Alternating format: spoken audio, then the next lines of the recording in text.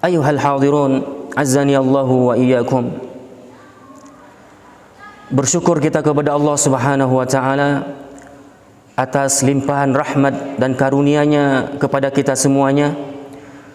Semoga dengan nikmat yang Allah berikan kepada kita ini, kita pandai mensyukurinya, yang kemudian nanti kita menjadi hamba Allah yang asyakirin, yang senantiasa mensyukuri nikmat Allah Subhanahu wa taala dengan memanfaatkan nikmat tersebut dengan sebaik-baiknya. Dalam artian, tidaklah dikatakan seseorang dikatakan dia telah memanfaatkan, menempatkan nikmat Allah yang telah Allah berikan kepadanya dengan sebaik-baiknya, melainkan ketika ia jadikan nikmat Allah itu untuk tunduk, patuh dan taat menjalankan perintah Allah Subhanahu wa taala, kemudian dia siap untuk meninggalkan apa saja yang Allah dan Rasulullah larang. Itulah implementasi ataupun hakikat dari syukurnya seorang hamba kepada Allah Subhanahu wa taala. Sekali lagi dan sekali lagi kita ingin sampaikan bahwa tidaklah seseorang hamba itu bersyukur kepada Allah melainkan ketika Allah memberikan nikmat kepada hamba tersebut, dengan nikmat itu hamba tersebut mampu tunduk patuh dan taat menjalankan ibadah kepadanya saja. Saudaraku, di kesempatan yang sangat singkat ini kita ingin menyampaikan bahwa Rasulullah sallallahu alaihi wasallam banyak sekali dalam hadis-hadis yang sahih, bahkan Allah Subhanahu wa taala sekalipun juga banyak sekali menyampaikan dalam firman-firman-Nya dalam Al-Qur'anul Karim berita-berita yang berhubungan dengan fenomena-fenomena yang akan terjadi di saat zaman itu akan berakhir, ataupun bisa diistilahkan dengan di saat menjelang datangnya kiamat besar.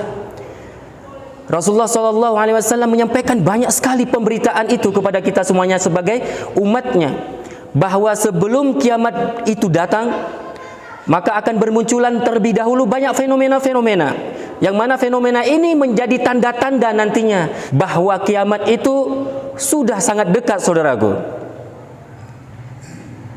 Memang kita tidak pernah tahu sampai hari ini, sampai kapan kita tidak akan pernah tahu kapan kiamat besar itu datang. Itu adalah perkara yang gaib. Namun saudaraku, Rasulullah memberitakan kepada kita tanda-tandanya yang harus kita ketahui, yang kemudian kita harus mempelajarinya satu persatu supaya kita bisa tahu bahwa kita nantinya sedang berada di zaman tersebut. Yang kemudian untuk apa itu semuanya? Untuk supaya umatnya melakukan persiapan demi persiapan sebelum datang kiamat tersebut. Dan sudah cukup bagi kita, saudaraku, tanpa perlu kita menunggu kiamat besar datang, karena memang orang yang merasakan kiamat besar itu adalah manusia terburuk di saat itu. Sudah cukup bagi kita, saudaraku, dengan kematian yang pasti akan mendatangi setiap kita. Itu juga merupakan salah satu di antara tanda bahwa kita akan berakhir dengan kehidupan dunia, dan kita akan menghadapi kehidupan setelah itu dengan kehidupan yang jauh berbeda dengan kehidupan yang sudah pernah kita rasakan di dunia ini. Kematian itu sesuatu yang harus dipersiapkan, saudaraku. Kematian itu pasti datang dan kita harus bersiap-siap diri untuk menghadapi kematian tersebut. Apa persiapan kita? Persiapan yang dimaksud adalah amal soleh. Kita harus memperbanyak amal di dunia yang sementara ini, karena amal itulah yang nantinya insya Allah akan Allah berikan kita rahmat. Karena Allah memasukkan hambanya ke dalam surga dengan rahmatnya, dan Allah tidak akan merahmati hambanya kecuali bagi mereka yang beramal soleh, yang kemudian juga mereka orang-orang yang siap meninggalkan apapun yang Allah larang. Kaum muslimin yang dirahmati Allah Subhanahu wa taala, insya Allah di kesempatan yang singkat ini kita akan coba memperdengarkan kepada kaum muslimin semuanya satu di antara tanda-tanda kiamat, satu di antara fenomena-fenomena yang akan terjadi menjelang datangnya kiamat besar, yang mudah-mudahan nanti kita bisa mengambil manfaat dari apa yang kami sampaikan ini. Saudaraku yang dirahmati Allah Subhanahu wa taala, satu di antara tanda-tanda kiamat itu yaitu merebaknya praktek kesyirikan di tengah-tengah masyarakat kaum muslimin. Dan ini diberitakan oleh Rasulullah dalam banyak riwayat dari hadis-hadisnya yang sahih, bahwa tidak akan terjadi kiamat sebelum nanti masyarakat muslim. Coba bayangkan, bukan orang kafir, dari kalangan kaum muslimin, saudaraku. Dari kalangan kaum muslimin yang mereka adalah pemeluk agama Islam. Mereka di saat itu mempraktekkan praktek kesyirikan, dan mereka menganggap praktek kesyirikan itulah praktek yang biasa saja. Sepele dengan kesyirikan, remeh dengan praktek kesyirikan, dengan perbuatan-perbuatan yang mengandung kesyirikan. Orang-orang musyrik merajalela. Pelaku-pelaku syirik di tengah-tengah kaum muslimin hidup subur dan tidak ada yang berani mencegahnya. Praktek kesyirikan sudah diaminkan oleh kebanyakan kaum muslimin, dianggap biasa. Padahal syirik merupakan dosa yang paling besar di antara dosa-dosa yang ada. Saudaraku yang dirahmati Allah Subhanahu wa taala, dan syirik itu sendiri banyak kategori syirik. Secara umum syirik itu ada yang besar, ada yang kecil. Dan praktek-praktek kesyirikan itu sangat banyak. Syirik itu bisa berbentuk perbuatan. Syirik itu bisa terjadi gara-gara lisan, ucapan-ucapan. Jadi orang bisa musyrik gara-gara ucapan. Manusia ataupun seorang muslim bisa jadi musyrik gara-gara keyakinan yang salah. Jadi musyrik bisa disebabkan keyakinan. Musyrik ya bisa karena ucapannya yang mengandung kesyirikan, dan kemusyrikan juga bisa terjadi karena praktek amalan yang mengandung kesyirikan. Maka kita harus cukup hati-hati, saudaraku. Dan ini menjadi fenomena di antara fenomena-fenomena yang akan terjadi di akhir zaman sebelum kiamat datang, di mana kesyirikan merajalela, hidup subur dan dianggap biasa. Padahal Islam memandang itulah perkara yang serius. Padahal Islam memandang perkara syirik itulah perkara yang sangat luar biasa serius. Karena dosanya langsung berhubungan dengan Allah Subhanahu wa taala. Saudaraku, kita juga tidak cukup waktu untuk membahas semua jenis-jenis syirik yang terjadi di tengah-tengah masyarakat. Di kesempatan yang singkat ini kita akan sebutkan salah satu di antara syirik yang juga hidup subur di tengah-tengah kehidupan kaum muslimin, yaitu syirik perdukunan, yaitu syirik jimat dan rajah. Coba kita perhatikan, di mana hari ini yang tidak hidup perdukunan? Banyak kaum muslimin hari ini mencari solusi terhadap masalah dari kehidupannya dengan mendatangi para dukun, yang orang katakan paranormal. Enggak normal, saudaraku. Mereka bukan paranormal, tidak normal akidahnya. Kalau betul-betul mereka paranormal, akidah mereka normal. Mereka hanya meyakini Allah sebagai ilah.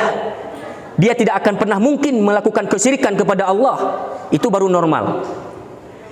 Kalau fikirannya normal, tidak mungkin dia menggantungkan nasib kepada benda-benda yang dianggap membawa manfaat, yaitu jimat. Maka kalau ada orang yang masih memakai jimat dan rajah yang tidak syar'i, maka bagaimana bisa kita katakan dia paranormal? Dan bagaimana mungkin orang yang mendatangi dukun itu dikatakan orang normal? Sungguh mereka yang mendatangi dukun tidak normal, apalagi dukunnya. Sungguh mereka bukan paranormal, saudara. Apalagi istilahnya apa? Orang pinter. Jahil, bukan pinter. Sungguh mereka jahil, saudaraku. Bodoh, jahil dalam urusan akidah, jahil dalam urusan syariah. Kalau memang mereka pinter dalam urusan agama, sungguh mereka tidak akan pernah mendatangi tukang-tukang sihir, tukang santet. Sungguh kalau mereka itu pinter, mereka tidak akan pernah menggantungkan nasib kepada benda-benda jimat. Itu baru dikatakan orang pinter. Bagaimana kita katakan mereka adalah orang pintar? Sungguh, saudaraku, sungguh dan sungguh mereka adalah jahil. Maka kenapa di zaman Rasulullah sebelum datang Rasul dikenal dengan istilah kaum jahiliyah? Apakah mereka bodoh dalam urusan peradaban, perekonomian, perpolitikan? Apakah mereka bodoh dalam urusan pertanian, perdagangan? Bukan. Apakah mereka tidak paham berhitung, tidak pandai membaca dan menulis? Bukan. Bukan karena itu mereka dikenal jahiliyah. Orang-orang kafir Quraisy dikenal dengan kaum jahiliyah, ataupun istilahkan kaum itulah kaum jahiliyah, karena mereka tidak menerima kebenaran Islam. Jahil dalam urusan akidah, rusak akidah mereka, maka mereka dikenal dengan jahiliyah. Dan kehidupan jahiliyah zaman dulu sudah kembali diwujudkan, dipraktekkan di tengah-tengah kaum muslimin hari ini. Apa itu kaum jahiliyah?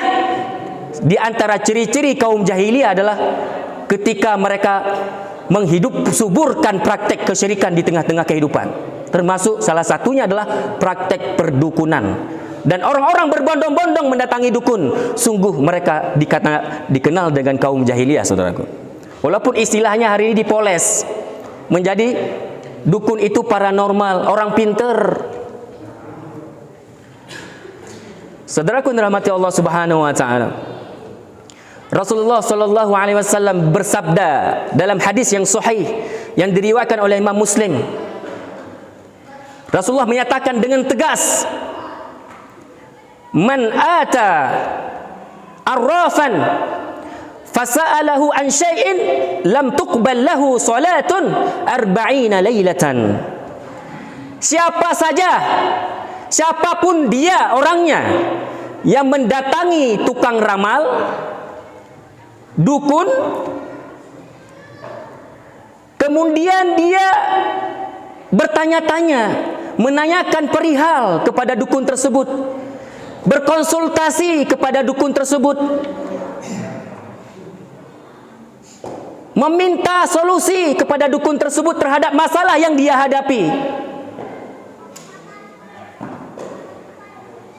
Apa kata Rasulullah dalam lanjutan hadisnya?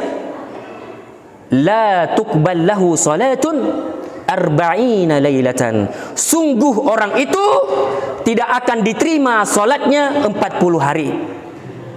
Saudaraku, apa kata Rasulullah? Orang yang mendatangi dukun ataupun tukang ramal, dia ingin melakukan konsultasi kepada dukun terhadap masalah yang dia hadapi.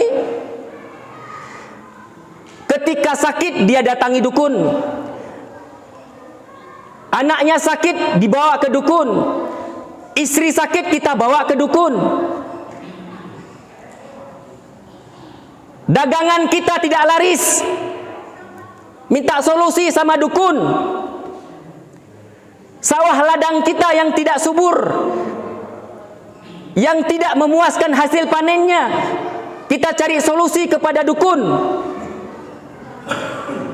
Kita pengusaha-pengusaha, biar sukses dalam usahanya, kita datangi dukun. Kita politikus-politikus, penguasa-penguasa, untuk mencari jabatan tertentu, datangi dukun. Maka orang yang mendatangi dukun ini, apa kata Rasulullah? La tuqbal lahu salatun 40 lailatan. Sungguh dia tidak akan diterima salatnya 40 hari. Mungkin ada yang bertanya di antara kita, Pak Ustadz, bagaimana dengan zakatnya? Bagaimana dengan haji umrohnya? Bagaimana dengan ibadah infak sedekahnya? Bagaimana dengan puasanya? Puasa Ramadankah ataupun ditambah lagi dengan puasa-puasa sunat lainnya? Saudaraku, ayo sama-sama kita pahami hadis tadi. Ketika Rasulullah mengatakan tidak akan diterima pahala solatnya 40 hari, maka jangan kita tanyakan lagi bagaimana dengan pahala zakatnya, pahala haji umrohnya, pahala infak sedekahnya, pahala puasanya. Semuanya gugur, saudaraku. Semuanya tidak ada manfaat, saudaraku. Karena solat adalah ibadah yang paling agung di antara ibadah-ibadah yang Allah perintahkan. Awwalu ma yuhasabul abdu bihi yaumal qiyamah as-shalah. Perkara yang pertama sekali dihisab nanti di yaumil qiyamah dari setiap hamba Allah adalah solat. Maka kalau sudah solat nggak diterima, nggak usah kita tanyakan dengan ibadah-ibadah yang lain. Begitulah cara memahami hadis tadi. Maka saudaraku, ketika Rasulullah mengatakan tidak diterima solatnya, maka sungguh juga maksudnya adalah dia tidak akan diterima puasanya, dia tidak terima oleh Allah haji umrohnya, dan sisa-sisa ibadah yang lainnya yang Allah perintahkan. Begitulah kedudukan dan bahayanya orang yang mendatangi dukun ataupun tukang ramal. Itu orang yang mendatangi dukun. Bagaimana kalau dukun itu sendiri? Orang orang yang mendatangi dukun ataupun tukang ramal 40 hari tidak diterima solat. Bagaimana si dukunnya? Bagaimana dengan tukang santetnya? Bagaimana yang tukang sihirnya? Sungguh lebih dari itu, saudaraku. Coba kita perhatikan, ada kaum muslimin yang dia solat menghadap Allah, yang Allah tidak mau hamba melakukan syirik kepadanya, namun di dalam solat dia mempraktekkan kesyirikan ataupun menampakkan syirik di depan Allah. Apa itu? Ada benang 7 warna di tangannya, ada jimat yang berupa benang 7 warna di pinggangnya. Dia solat di hadapan Allah, yang Allah tidak mau hamba berbuat syirik kepadanya, namun begitulah dia berani di depan Allah. Bukti dia berani apa? Dia solat masih dalam keadaan memakai jimat. Nggak sah solat, saudaraku. Nggak sah solat, nggak diterima solat orang-orang yang pergi ke dukun dan memakai jimat. Nggak sah solatnya. Yang lebih parahnya, saudaraku, itu kalau kita perhatikan benang di 7 warna itu, ataupun warna apapun, intinya benang yang dianggap itu jimat, bisa membawa manfaat. Ada yang katanya dengan memakai ataupun memasang benang itu bisa menangkis, menghalangi penyakit. Kalau pakai benang itu tidak sakit-sakitan itu anak. Coba kita perhatikan, benang itu tidak sekedar benang, namun ada berbentuk bingkis kecil, bingkisan kecil, yang dalam bingkisan itu ada tulisan-tulisan. Dan ketika kita periksa, kebanyakan tulisan itu adalah terkadang memang dari Al-Quran, ayat kursi, ataupun doa-doa, yang di situ ada kalimat-kalimat Allah. Di situ tertuliskan firman-firman Allah, doa-doa suci, diikat di pinggang, dijadikan jimat. Apa yang terjadi? Bukankah orang yang memasang jimat ini setiap hari memasuki kamar mandi? Pasti ketika dia buang hajah, dia akan masuk kamar mandi. Dan ketika dia memasuki kamar mandi, otomatis ayat-ayat Quran yang ada di pinggangnya, yang terikat di benang 7 warna itu, dimasukkan ke dalam kamar mandi. Tidakkah ini dikatakan dosa berlapis? Ya, saudaraku, orang ini telah melakukan dosa berlapis. Dosa memakai jimat, yaitu syirik, dan dosa memasukkan kalimat-kalimat thayyibah ke dalam kamar mandi. Boleh kita periksa, apakah orang ini dikatakan pinter? Normalkah orang ini? Enggak normal. Maka enggak usah kita sebutkan paranormal, itu dukun. Bukan orang pinter, jahil. Saudaraku yang dirahmati Allah Subhanahu wa taala, bukan hanya untuk dianggap membawa manfaat untuk menghindari penyakit. Jimat itu bermacam-macam tujuan. Ada orang yang memakai jimat untuk laris dagangan, dikenal dengan pelaris. Untuk supaya subur dan bagus hasil panen dari sebuah tanaman, itu juga ada jimatnya. Bahkan ada orang memakai jimat pada kuda. Ada orang memakai jimat yang dipasang di tubuh-tubuh binatang tertentu, binatang peliharaannya, biar binatang itu jangan sakit-sakitan. Sungguh orang seperti ini jahil, saudaraku. Ma'asyiral muslimin rahimakumullah, maka benar apa kata Rasulullah sallallahu alaihi wasallam, bahwa salah satu tanda kiamat, yang itu merupakan fenomena sebelum datang kiamat besar, merebaknya kesyirikan di tengah-tengah kehidupan. Dan kesyirikan itu dianggap biasa, sepele, sangat sepele. Ma'asyiral muslimin rahimakumullah, kita nukilkan 1-2 hadis. Mudah-mudahan kita bisa mengambil pelajaran dari apa yang kami sampaikan ini. Rasulullah juga menyebutkan dalam hadis yang diriwayatkan oleh Imam Ahmad, man ata kahinan aw arrafan fasaddaqahu bima yaqul faqad kafara bima unzila ala Muhammad sallallahu alaihi wasallam. Sungguh orang yang mendatangi dukun ataupun tukang ramal dan dia membenarkan apa kata dukun. Dia datangi dukun, kemudian dukun nyuruh sesuatu. Kalau kamu ingin sembuh, maka potong ayam hitam. Kalau kamu ingin sembuh, maka syaratnya kamu potong ayam putih. Kalau kamu ingin sembuh, maka kamu makan tanah kuburan si fulan. Kamu mandi di sungai A, di sungai B. Okey. Kemudian kalau kamu ingin laris daganganmu, kamu pasang ini jimat di pintu tokomu dan lain sebagainya, dia benarkan itu. Maka apa kata Rasulullah? Sungguh dia telah menjadi kafir, kufur terhadap apa yang Allah turunkan kepada Muhammad, yaitu Al-Quran. Dan kalau dia sempat mati, saudaraku, bayangkan ada orang mungkin di antara kita dari Benar Meriah datang ke Banda Aceh tujuannya untuk berobat, judulnya berobat, tapi bukan ke dokter, tapi bukan berobat secara syar'i, dia berobat kepada dukun-dukun tadi. Maka perjalanannya perjalanan kesyirikan, saudaraku. Berapa kilometer?